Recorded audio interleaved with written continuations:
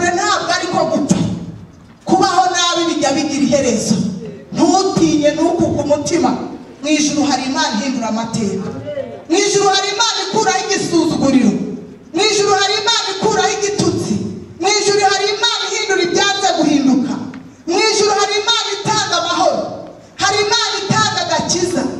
Hari Imana itanga ubuzima. Hari Imana itanga imibereho. Umugisha Uwiteka atanga ntabwo yongeraho umubabaro. Haleluya. Ntabwo yongeraho umubabaro, ntabwo yongeraho umuvumo. Iyo Uwiteka atanze umugisha, hari umuntu umugisha nta nturo agerekaho, kubera ko ababikoze Uwiteka abikoze abishaka kugira ngo aho wasuzuguriwe uhamarire icyubahiro. Iyi ni Ijuru TV, umuyoboro w'ibyiza. Nzachayimana Claudine, ku izina ry'umugisha abantu benshi banziho ni Mama Ngabire. Icyo nababwira cyo nitutagwisari tuzagira gute? Tuzasarura. Uko byagenda kose tuzasarura. Icyo twirinda ni ibyatumarira inkweto, ibyo twirinda ni ibyadusubiza inyuma, ibyo twirinda ni ibyaducogoza, ibyo twirinda ni ibyadukamura. Ariko icyo nababwira cyo nuko tuzasarura. Haleluya. Tuzasarura kandi kugera kure ntabwo ariko gupfa. Haleluya. Reka dusome ijambo ry'Imana ntatinze muri Joshua muri Yosua ibice bitanu turahera ku murongo wa 8. Umutwe w'ijambo ravuze ngo Joshua amaze gukebesha abantu. Yosua amaze gukebesha abantu. 8 haravuze ngo nuko abantu bose bamaze gukebwa baguma aho bari mu mahema yabo kugeza aho bakiriye. Uwiteka abwira Yoshua ati noneho mbakuyeho igisuzuguriro abanyagiputa babasuzuguraga. Nicyo gituma aho hantu hitwa Gilugari na bugingo n'ubu. Mwakire neza ijambo ry'Imana. Haleluya. Amen. Haleluya. Amen. Uyu ni Yoshua yari kumwe n'Abisiraheli. Yoshua igihe cye cyararangiye, birashoboka ko ari umushumba, birashoboka ko ari nge nawe. Ijambo ry'Imana ritubwiye uburyo Joshua Imana yamutumye imutuma ku Bisiraheli. Yoshua Imana ikajya imunyuzamo amagambo yo kubwira Abisiraheli ngo nibareke ibyaha ndetse n'ibisa nabyo kugira ngo Uwiteka abishimire, kugira ngo Uwiteka umugisha yabasezeranije usohore. Ndashaka kukubwira ko nta mugisha mu cyaha. Nubwo watanga ibyacu mugatanga amaturo, ukambika abambaye ubusa ukagaburira abashonje, imirimo y'umunyabyaha nta hantu yandikwa. Nibyo koko uri gukora imirimo, uri gutabara wa wundi warurushye. Mu mubwiriza ibice 2:26 haravuga ngo izaha abanyabyaha kurunda kugira ngo babone ibyo baha banezeza Imana. Uzabikora, ariko ibyiza ni uko wabikora uzwi n'Imana. Ibyiza ni uko wabikora waramaze gukebwa. Mbese gukebwa bisobanura iki? Gukebwa ni ukuva muri bya bindi wari urimo ukakira Yesu nk'umwami akakuyobora mu rugendo rwawe rwose. Bibiliya iravuze ngo nuko abantu bose bamaze gukebwa baguma mu ihema kugeza igihe bakiriye. Nawe urasabwa, niba wumva mu mutima wawe nta kigucira urubanza, urasabwa kuguma mu muhamagaro, urasabwa kuguma mu gakiza. Wimva mu gakiza ngo nuko iby'Imana yavuze bitinze, wimva mu muhamagaro ngo nuko ibyagusezeranije bitinze. Ahubwo guma mu mwanya w'Imana, ugume mu murongo w'Imana kugeza igihe Uwiteka azasohoza icyo yavuganye nawe. Haleluya. Haleluya. Ngo Yoshua amaze gukebesha abantu, kubabwiriza ubutumwa, kubabwira ngo nibahindukire bave mu byaha, baguma aho bari. Uramenye aho wakebewe, aho wakiriye Yesu umwami n'umukiza,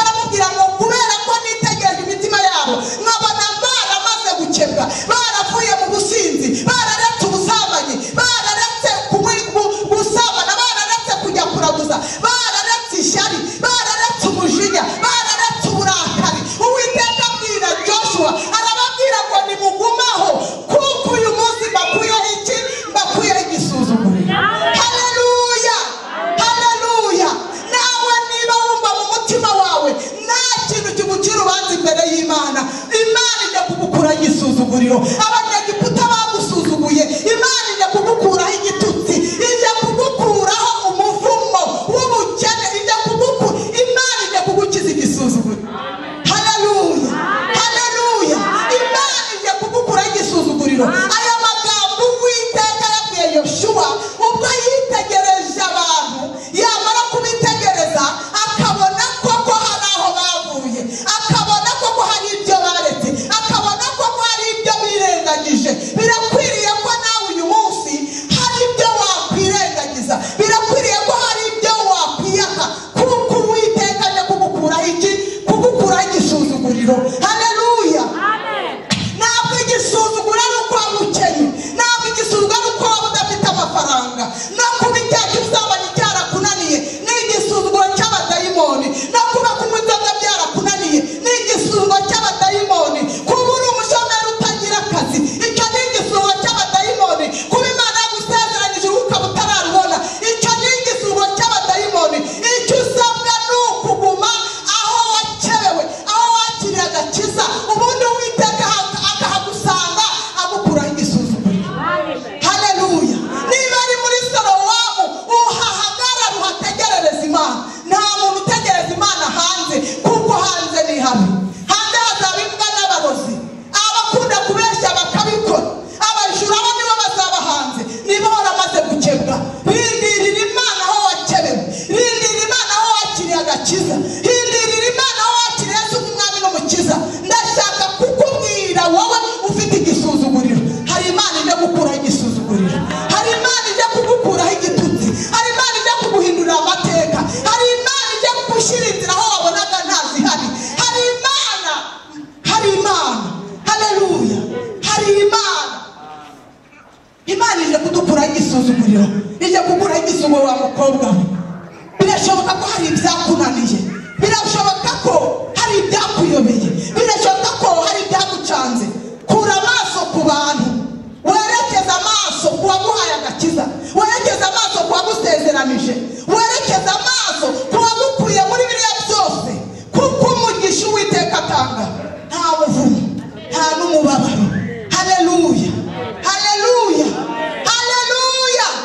Imana ije gukora iby'imbaraga. Guma aho wakerewe, guma mu gakiza, guma mu buntu bw'Imana, guma mu mbaraga z'Imana, guma uca bugufi, guma utegereze wihanganye. Yakobo igice cya 12 aravuga ngo hahirwa umuntu wihanganira ibimugerageza, kuko namara kwemerwa azambikwa ikamba ry'ubugingo.